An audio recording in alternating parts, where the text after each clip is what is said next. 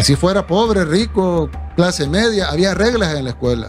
এক সময় El Salvador ছিল বিশ্বের সবচেয়ে সহিংস দেশগুলোর একটি। প্রতিদিন গড়ে ডজন খানেক মানুষ খুন হতো। স্কুল পড়ুয়া শিশু থেকে শুরু করে দোকানি পর্যন্ত কেউই নিরাপদ ছিল না। রাস্তাঘাট, বাস, বাজার সবখানে গ্যাং সন্ত্রাসের ছায়া। MS-13 আর ব্যারিও 18 নামের ভয়ঙ্কর গ্যাংয়ের দখলে ছিল পুরো দেশ। রাষ্ট্র তখন প্রায় অসহায়। আইন ছিল কাগজে, বাস্তবে নয়। এই সহিংসতার পেছনে ছিল গৃহযুদ্ধ পরবর্তী অস্থিরতা, দারিদ্র্য আর দুর্বল রাষ্ট্র ব্যবস্থা। গ্যাংগুলো শুধু অপরাধী সংগঠন ছিল না, তারা হয়ে উঠেছিল সমান্তরাল ক্ষমতা। কর আদায়, বিচার, এমনকি মৃত্যুদণ্ড সবই তারা নিজেদের কার্যকর করত। সাধারণ মানুষ ভয় নিয়ে বাঁচত, আর তরুণদের জন্য গ্যাংয়ে যোগ দেওয়া ছাড়া বিকল্প খুব কমই ছিল।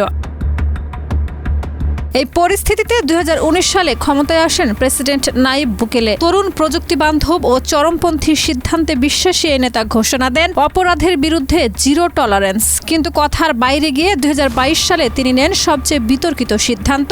দেশ জুড়ে জরুরি অবস্থা। হাজার হাজার সন্দেহভাজন গ্যাং সদস্যকে গ্রেপ্তার করা হয়, অনেক সময় অভিযোগ বা বিচার ছাড়াই।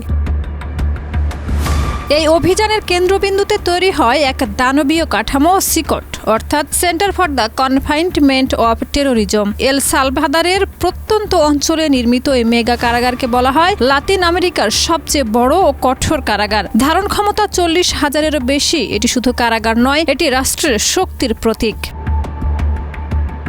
এই কারাগারের দেয়াল উঁচু, চারপাশে কাঁটাতারের বহু স্তর, সশস্ত্র প্রহরী, নজরদারি টাওয়ার, আধুনিক ক্যামেরা, সব মিলিয়ে এটি এক অদম্য দুর্গ। ভেতরে ঢুকলে দেখা যায় সারি সারি বন্দী, সবার মাথা ন্যাড়া, শরীরে সাদা পোশাক, চোখে ক্লান্তি আর নীরবতা। এখানে ব্যক্তিগত কোনো পরিচয় নেই, সবাই শুধু বন্দী।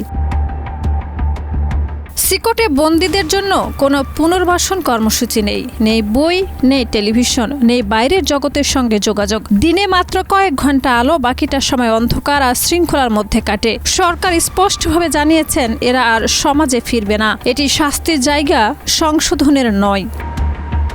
সরকারের দাবি এই কঠোর ব্যবস্থার ফল চোখে পড়ার মতো। হত্যার হার নাটকীয়ভাবে কমেছে। এক সময় যেখানে এল সালভাদর বিশ্বের শীর্ষ সহিংস দেশ ছিল, এখন তা তুলনামূলকভাবে নিরাপদ।